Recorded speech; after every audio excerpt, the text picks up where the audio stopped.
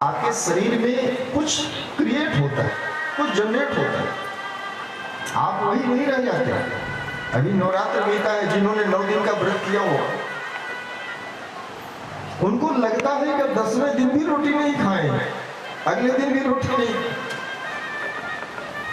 ये जो लंबे व्रत होते हैं तो उनमें ऐसा हो जाता है,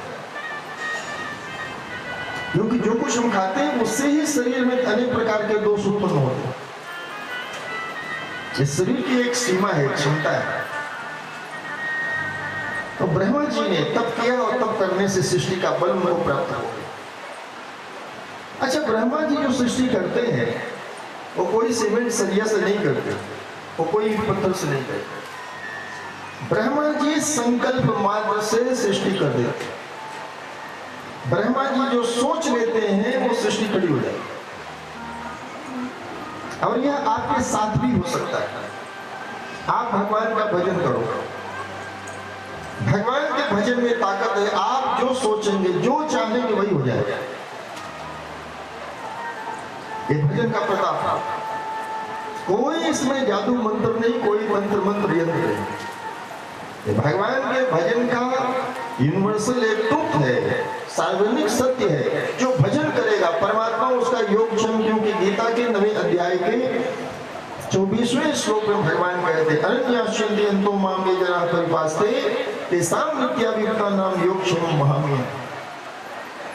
तुम्हारे घर में जो नहीं है, भगवान कहते हैं मुझे चाहे जैसे लाना पड़े मैं ला दूंगा। योग और क्षेम, इन्हीं 2 कार्यों में हमारा समय बीत रहा है। जो प्राप्त है उसकी रक्षा करने में, या जो प्राप्त नहीं है उसको प्राप्त करना। तो भगवान कहते हैं दोनों काम हमारे हैं, तुम तो बैठ करके भजन करो। लोग कहते हैं बैठ करके राम राम करते रहेंगे तो क्या रोटी करेंगे तो क्या रोटी मिल जाएगी। उनको ये पता नहीं है कि रोटी और परमात्मा में अंतर है। रोटी जड़ वस्तु है, परमात्मा चैतन्य। आगे आज तो नहीं, कल प्रसंग आएगा राजा भरत और रावण का। जड़ भरत और रावण राजा में यही इसी बात की बहस हो गई। हम जड़ वस्तु की तुलना स्थूल, जड़ वस्तु की तुलना जो है चैतन्य से कर रहे हैं, स्थूल की तुलना सूक्ष्म से कर रहे हैं।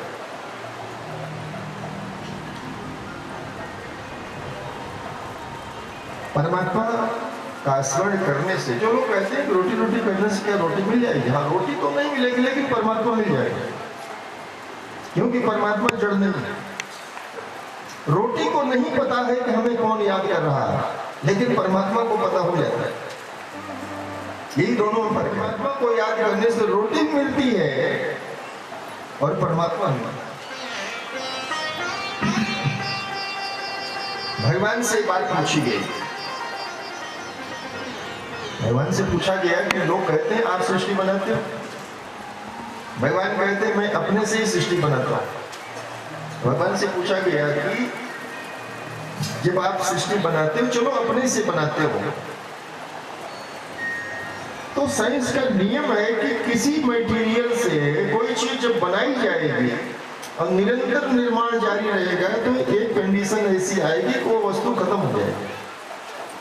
जैसे माताएं बहनें रोज रोटी बनाती हैं, आपने आधा किलो आटा गूंथ लिया, रोटी बनाते बनाते एक कंडीशन सिचुएशन ऐसी आती है आटा खत्म हो जाता है। भगवान से पूछा गया कि ऐसे जिस भी मटेरियल से आप संसार बनाते हैं, एक कंडीशन तो ऐसी आएगी कि मटेरियल खत्म हो जाएगा।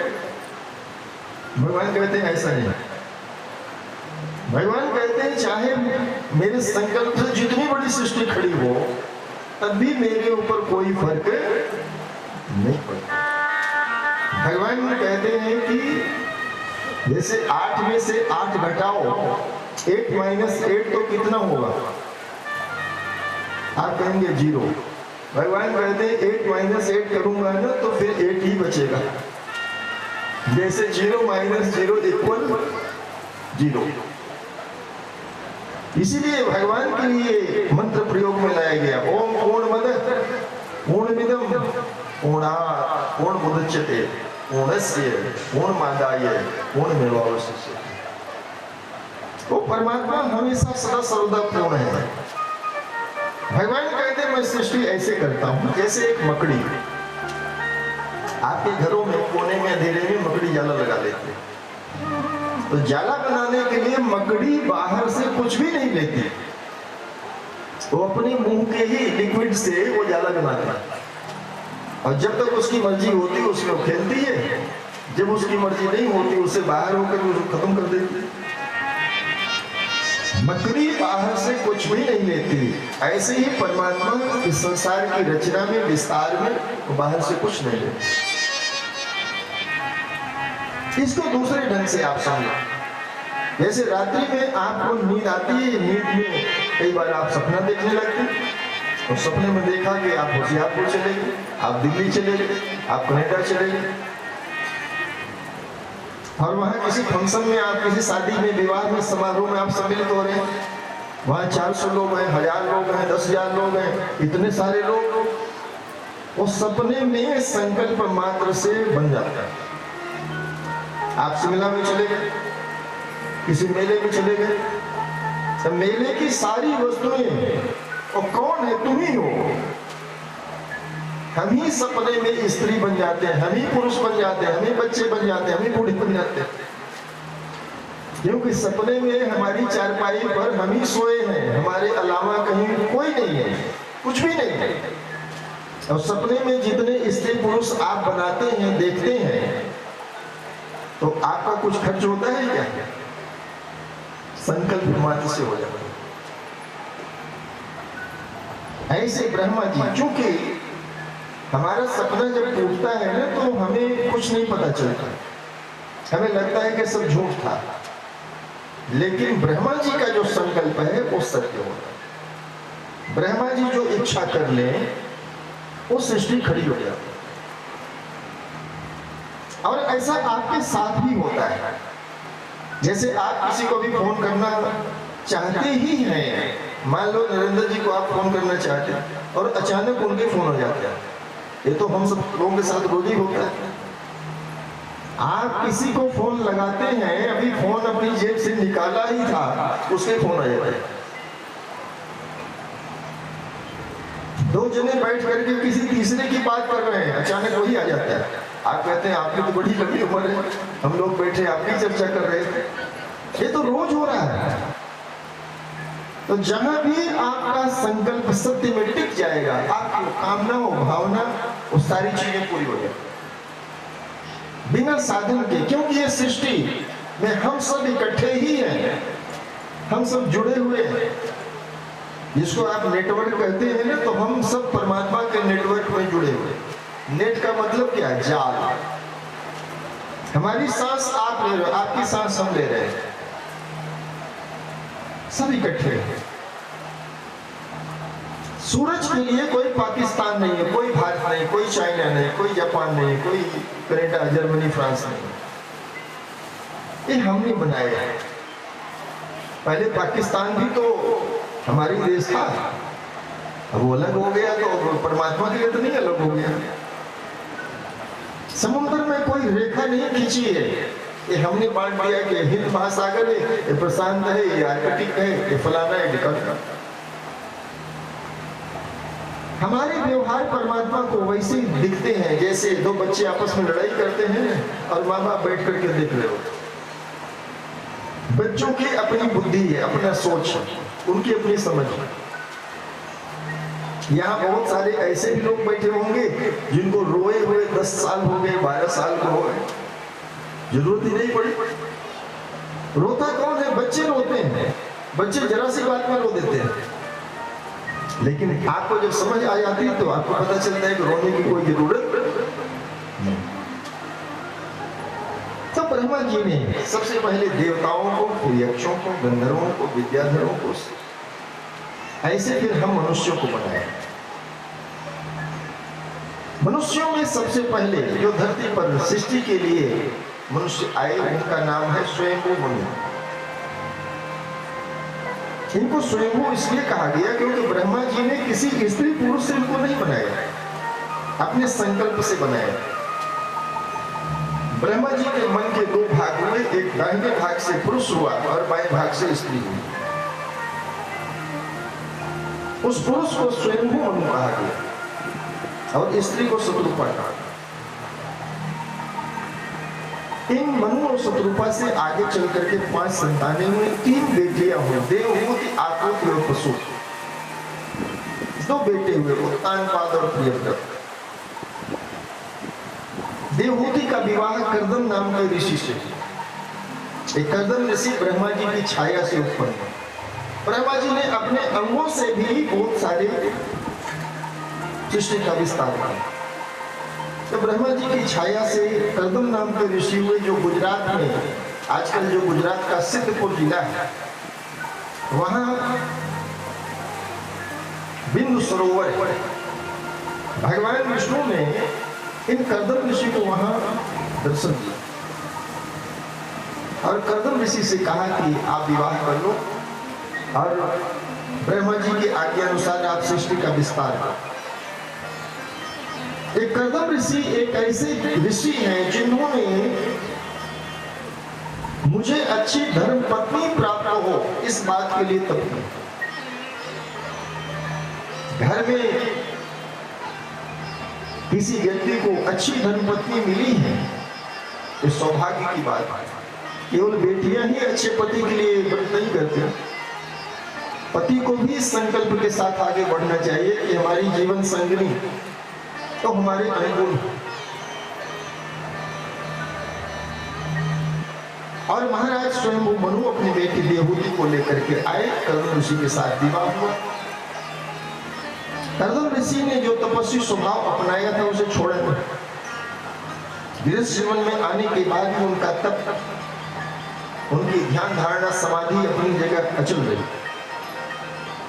लेकिन एक दिन उनको महसूस हुआ कि हमारी जो धर्मपत्नी है ये देवहूति, इन्होंने मेरे से आज तक कुछ मांगा नहीं, ये राजमहल छोड़ करके आई और वन में रहती मेरे साथ, और अपनी पत्नी की इच्छा पूरी करने के लिए कर्दम ऋषि ने पत्नी को कहा जाइए और सामने सरोवर में स्नान कीजिए। पत्नी ने जब स्नान किया तो जब निकलने लगी तो उनके साथ हजारों अप्सराएं उनकी सेवा की। देवहूति निहाल हो गई। अपनी धर्मपत्नी को सुख देने के लिए उन्होंने कामक नाम का एक विमान तैयार किया, पत्नी को उसमें बिठाया और लोक लोकांतर भ्रमण करते रहे। समय आने पर इन देवहूति और कर्दम ऋषि को 9 बेटियां हुई। अरुंधति, अनुसुईया इत्यादि 9 कन्याएं। कर्दम ऋषि सोचने लगे कि इनकी शादी विवाह का उपक्रम करना पड़े। ब्रह्मा जी आ गया। ब्रह्मा जी ने कहा तुम चिंता मत करो, मेरे 9 मानस पुत्रों से इनकी शादी करो। तो अरुंधति का वशिष्ठ ऋषि से, अनुसुईया जी का अत्रि इत्यादि सब ऋषियों का इनसे विवाह। अंत में 10वीं संतान कर्दम देवहूति को, जिनको कपिल कहा गया। बोले कपिल भगवान की जय। ये 24 अवतारों में से भगवान कपिल अवतार।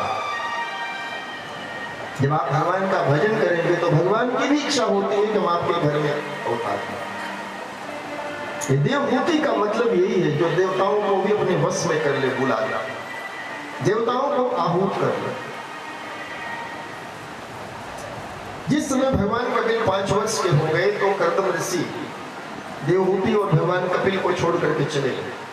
लेकिन जाते समय अपनी पत्नी को कहा कि देवी, ये कोई 5 साल का आपका बच्चा नहीं है, ये साक्षात भगवान है। तुम्हारे मन में जब भी कोई संदेह हो तुम इनसे प्रश्न करना। और आज माता देवहूति ने अपने बेटे कपिल से अनेक प्रश्न किया, भगवान कपिल ने उनका उत्तर दिया। और इसी क्रम में भगवान कपिल ने अपनी मां को अष्टांग योग की दीक्षा दी। यम, नियम, आसन, प्राणायाम, प्रत्याहार, धारणा, ध्यान और समाधि। यम में 5 चीजें हैं। सत्य, आप हमेशा सत्य बोलो। टाटा बिरला अंबानी बनना कठिन है, लेकिन सत्यवादी हरिश्चंद्र बनना आसान। आप सत्य बोलने लग जाओ, हरिश्चंद्र बन जाओ। अहिंसा, ब्रह्मचर्य का पालन कर, ऐसे चोरी नहीं करना, अपरिग्रह, लोभ की वृत्ति नहीं, 5 नियम, 5 नियम है: शौच, स्वाध्याय, संतोष, तप और ईश्वर प्रणिधान। अपने को हमेशा पवित्र रखो। परमात्मा पवित्रता में निवास करता है। आपका घर है, मंदिर है। अब कई लोग तो मंदिर में भी इतना कचरा बना करके रखते हैं। साल भर से गंगा जल रखा है, धूल पड़ी हुई है गंगा जल के पात्र पर। नहीं, देवता हमेशा रोज वहां आपको सफाई करनी चाहिए। जैसे घर में रोज झाड़ू लगाना है, चाहे कचरा होवे चाहे नहीं हो। लक्ष्मी जी जहां स्वच्छता होती है, अभी दीपावली पर आप देखना, लोग घर का एक कोना भी फालतू नहीं छोड़ते। घर की सफाई के लिए दीपावली के पर्व पर 2-3 दिन पहले से योजना बना लेते हैं लोग। और दीपावली से पहले धनत्रयोदशी आती, नरक चतुर्दशी आती, फिर दीपावली आती, विश्वकर्मा पूजा और फिर भाई दूज, ये 5 त्योहार इकट्ठे आते हैं।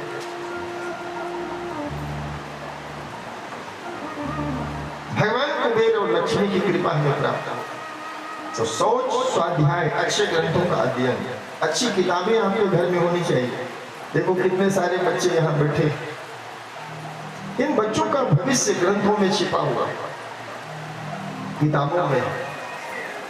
और मैं धन्यवाद देना चाहूंगा कि अध्यापक जो वर्ग होते हैं, आप अपने बच्चों को मार करके स्कूल भेज देते हैं, जाओ शिक्षक का दिमाग चाटो। आपके अनकल्चर्ड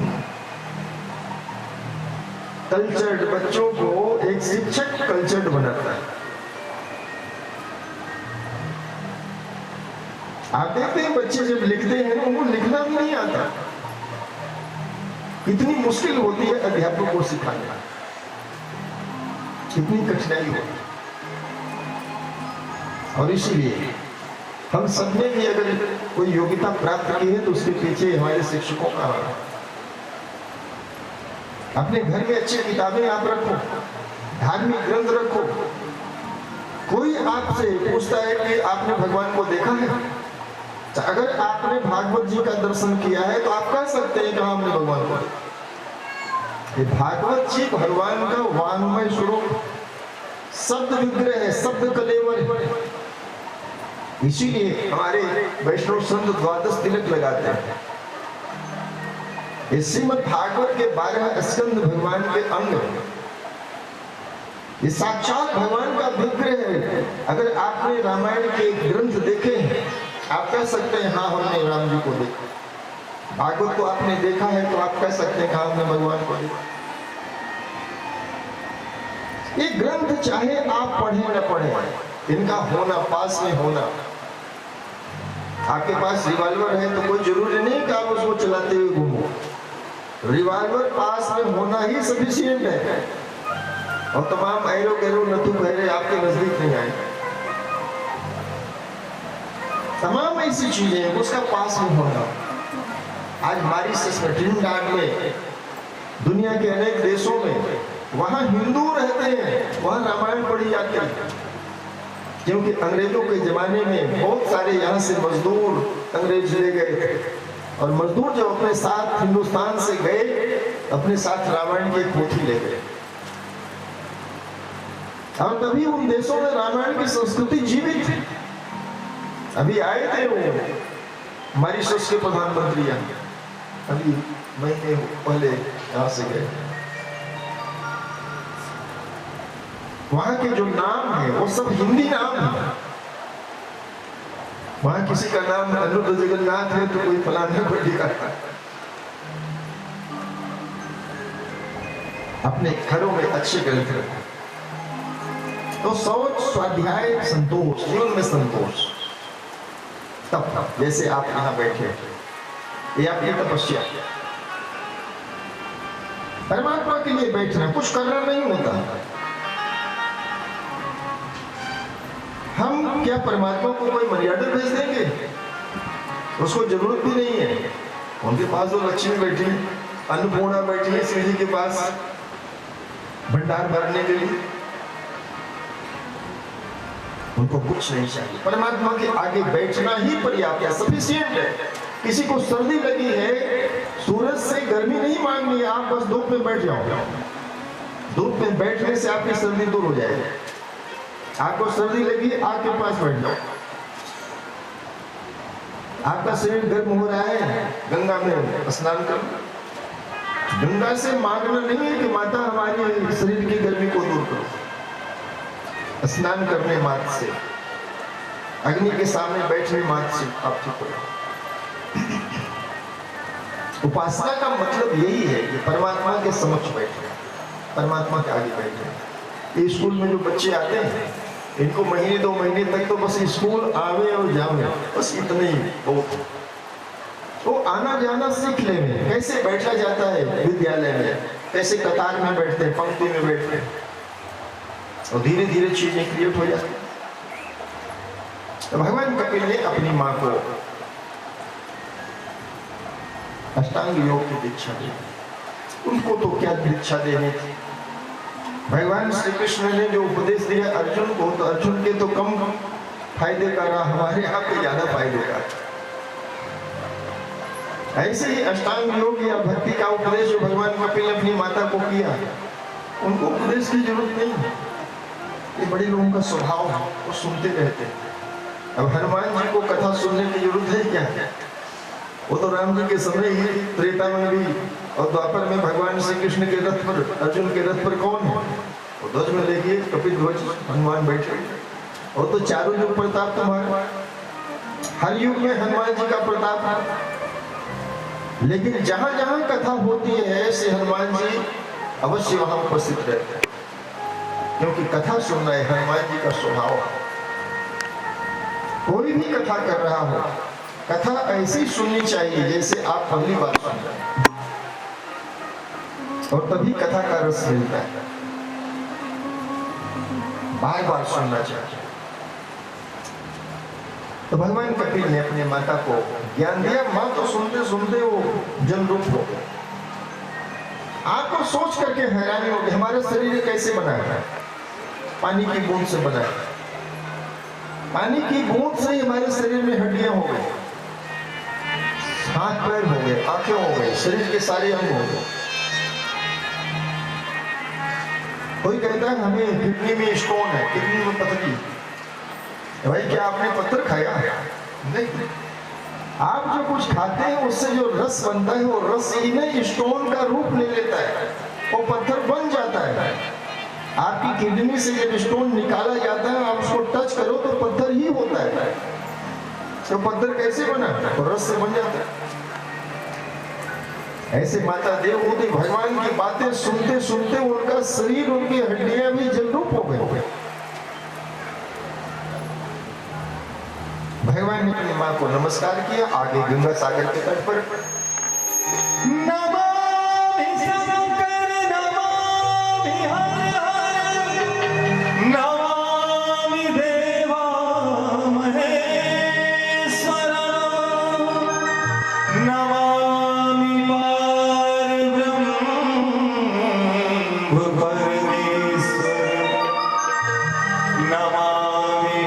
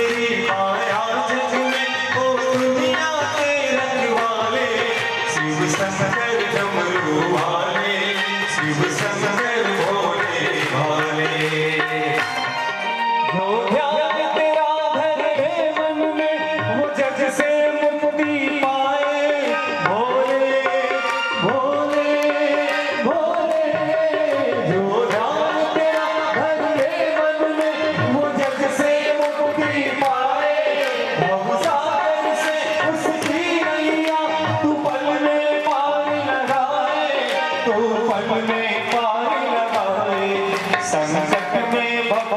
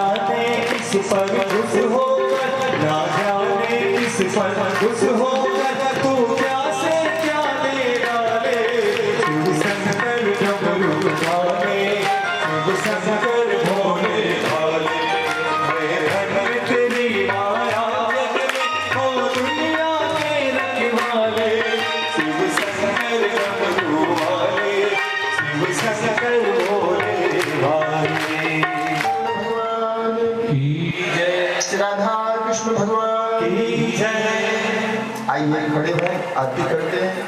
बहुत सारे नन्हे नन्हे बच्चे आए, इनका भी बहुत बहुत धन्यवाद। भगवान की है आरती, श्री भागवत भगवान की है आरती, पापियों को पाप से है तारती।